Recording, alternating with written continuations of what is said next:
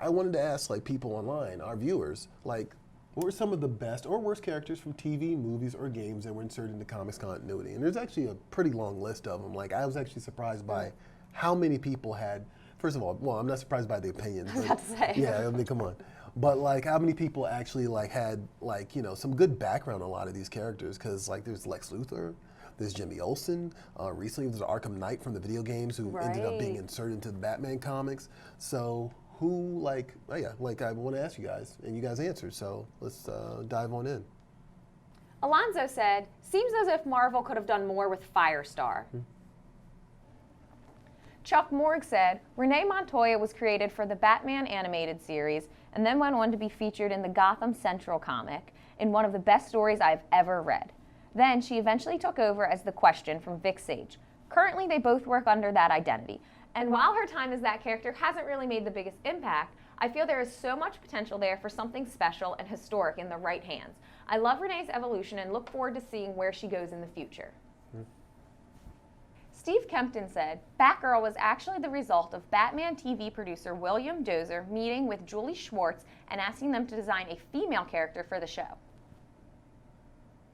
Gene Green said, Bebop and Rocksteady, made for the original cartoon and have made an impact in all aspects of TMNT since. And finally, Konstantinos Plakas with some feedback for us. Whomever did this graphic for you needs to be fired immediately. The colors are too jarring and going back and forth between them like that is horrendous. Jeez, thank you. I get so much flack for it. I make the graphics, okay? Like not all the graphics, but I definitely do the Social Swamp ones. I make the bad graphics. I make the bad graphics. I know they're not good, but I just want you guys to react to them. Sorry, Konstantinos Plakos, my bad. Anyway, did you see the Harley Quinn trailer? I did. Yeah, what'd you think of it? Yeah, I mean, I get that, right? It was better than the first one for me. It was. Yeah. I feel like we need to pump the brakes on Harley Quinn a bit. I mean, I do think a lot of people feel that way. I think that, it's interesting because there's no correct formula for introducing a character into a medium. You know what I mean? Like, everyone's going to have like their own opinion about it or whatever. I think with Harley Quinn is actually particularly interesting because she was introduced in the Batman animated series cartoon. Right. Became a fixture of just Batman continuity in comics. And now she's kind of evolved into like this other thing because of the Suicide Squad movie. So she's had like 3 evolutions. And like, yeah, I sympathize and I totally understand people who say like, enough with the Harley already. I get it. But at the same time, anything that gets people into comics, this is the gateway that they have. Right. And we should maintain that at all times. But yeah, at the same time, like the trailer is better than the first one. Oh, absolutely. I kind of felt, but still not as enticing, I want to say. Okay, so I'm not a superhero comics person. They don't do anything for me. That's just not, that's fine, my interest.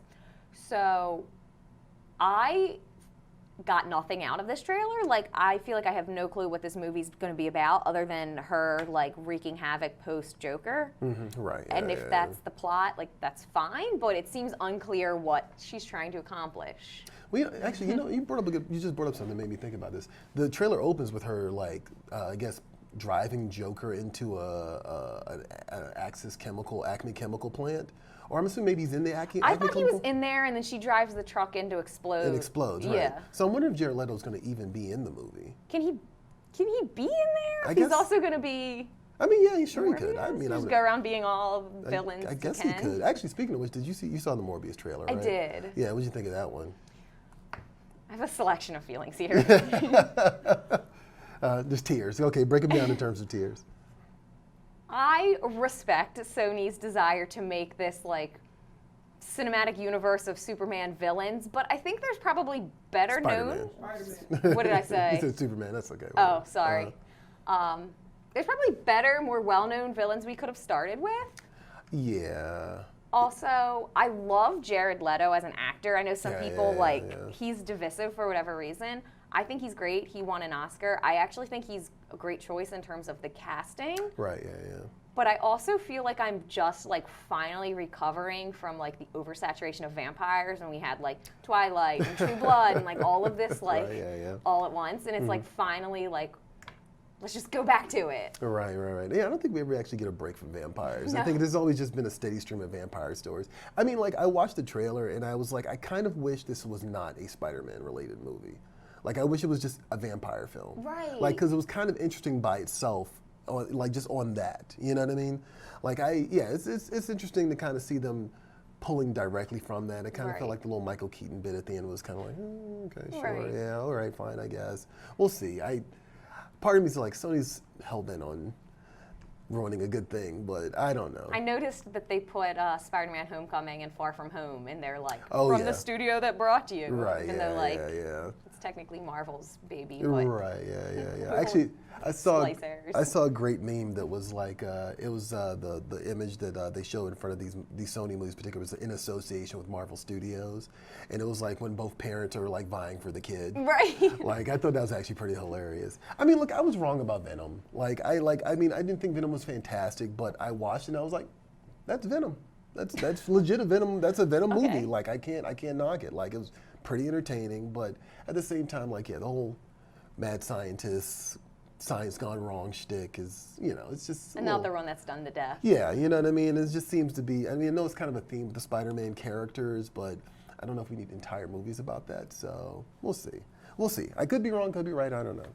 But thank you guys very much for, like, providing us with like actually a great number of characters. A lot of them which I had forgotten about. Like that people mentioned X-23. I forgot that she was originally on the X-Men Evolution cartoon. Wow, they really went into the vault for that one. Yeah. I mean, this is a great thing about our viewers is like, they are comic fans. So like, they school us and like, we get tons of great trivia from them and they'll let us know when we ain't doing well. So.